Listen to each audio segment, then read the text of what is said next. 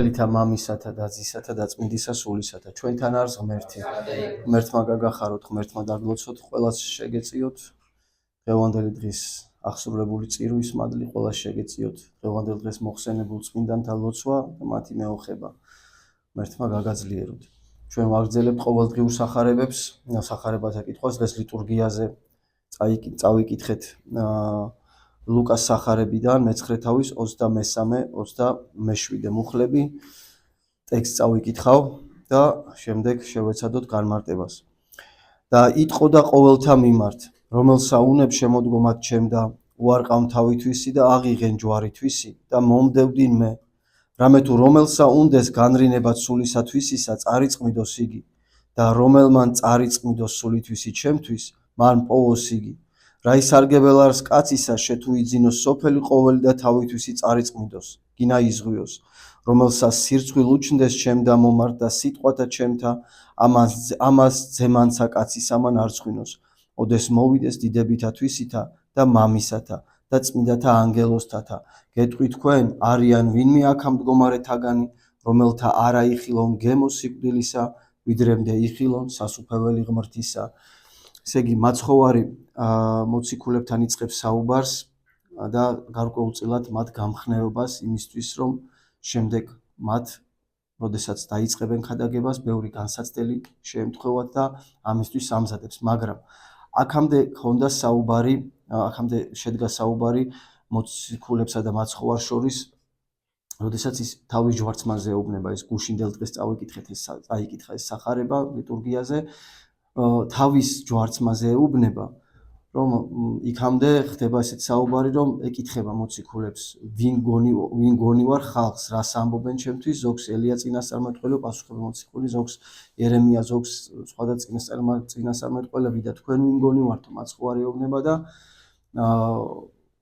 პეტრე ასწრებს ყველას, როგორც გახსოვთ სახარებიდან და ეუბნება, რომ შენ ხარ ძე ღვთისა ცხოველისა. მათეს სახარებაში ესეა გადმოცემული, ლუკას სახარებაში არის შენ ხარ ქრისტე ცხებული ღვთისა, ასე მიმართავს. ერთი შინაარსი ამ ყველაფერში და სწორედ აი ამას მოყვება შემდეგი საუბარი უკვე თავის ჯვარცმას ეუბნება, რომ კაცის ძე მიეცემა ადამიანების ხელით და იწყებს უკვე აი ამას, რაც დღევანდელ სახარებაში ამოვიკითხეთ, რომ ვისაც უნდა შემდგომად ჩემსა მოსვლა, უარყავ თავითვისი, აღიღე ჯვარითვის და შემომიდეგინ მე.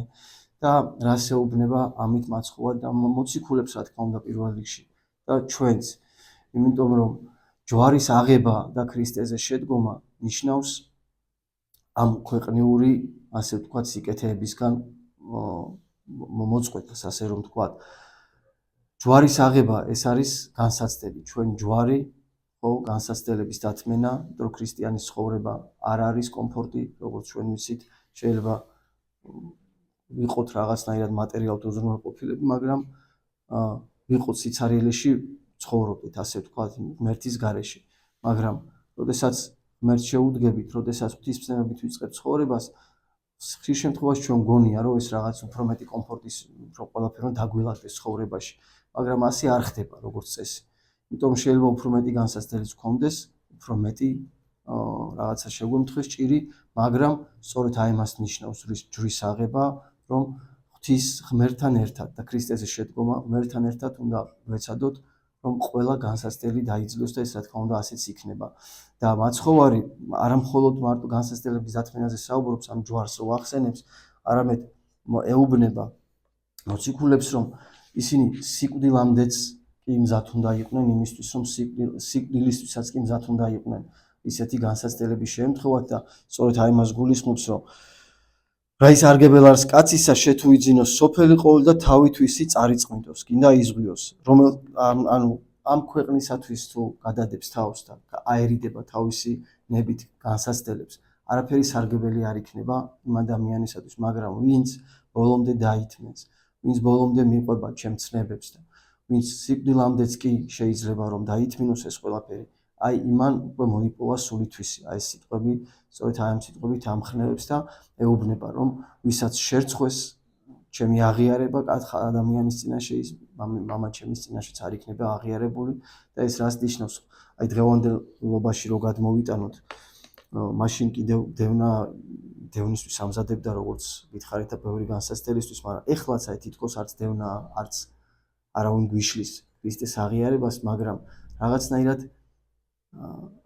ის გახდა, რა ქვია, თითქოს ამ თანამედროვე ეპოქაში ქრისტეს აღიარება თითქოს სირცხვილი გახდა და რაღაცა სიბნელესთან არის კავშირი.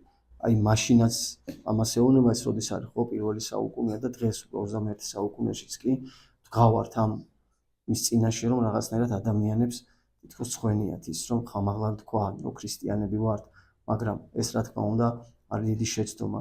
ჩვენ მადლობა ღმერთს იმისთვის რომ ვართ ქრისტიანები, მოგვეცა ამხელა ასე ვთქვათ სწავლება თავად მაცხოვრისგან, განკაცებული ღვთისგან და ეს ყველაფერი უნდა მივიტანოთ ბოლომდე, ეს ყველაფერი უნდა მივიტანოთ ჩვენი, ასე ვთქვათ, უკანასკნელ აღმოფშვენამდე, როდესაც ღვთის წინაშე წავდგებით, არასდროს არ უნდა შევგცხოს ჩვენ ამ დედამიწაზე სანამ ხორცში ვართ, იმის აღიარება რომ ვართ ქრისტიანები და როდესაც ესე იქნება, რა თქმა უნდა, ღვთის წინაშეც უფრო ესეთი წმინდა სინდისით წავდგებით.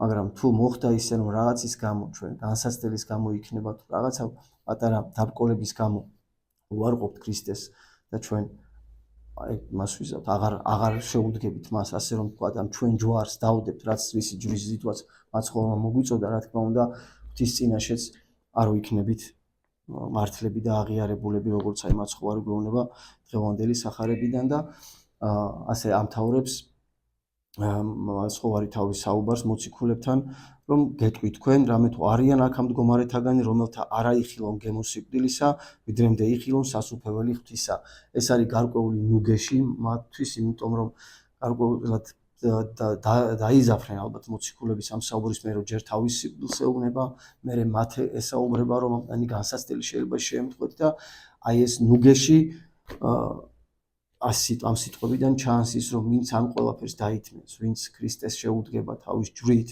და სიკვდილამდეც კი შეიძლება რომ მიიტანოს თავის თავი მას ელის დიდება ღვთის წინაშე და ვინმე აქ ამ მდგომარეთაგანი რომელთა არა იხილონ გემოსიკვდილისა ვიდრემდე იხილონ სასუფეველი ღვთისა აქ თავის ფერისცვალებას გულისხმობს იმიტომ რომ აი ამ საუბრის შემდეგ უკვე თაბორის მთაზე აყავს მოციქულები და ფერისცვალება უნდა მოხდეს მაცხოვრის და სწორედ აი ამ ფერისცვალებით აჩვენებს მაცხოვარი იმ დიდებას რაც რა თქმა უნდა იმ დონეზე რაც შეიძლება რომ მოციქულებმა დაიტიონ იმ დიდებას რა დიდებაც ელის ყველა ქრისტიანს როდესაც ის თავის ჯვარს ბოლომდე მიიტანს ღვთის წინაშე ღმერთმა გაგაძლიეროთ ღმერთმა დაგლოცოთ ღმერთი შეგვეციოს ყველას და გვახსოვდეს არანაირი განსაცდელი საშიში არ არის მით უმეტეს მაცხოვარმა ჩვენ ყველას აღვგვითქვა რომ თქვენთანა ვარ სოფლის აღსასრულამდეო და ღმერთმა გაგვაძლიეროს და ეს სიტყვები ყოველთვის გვახსოვდეს თქვენთან არის ღმერთი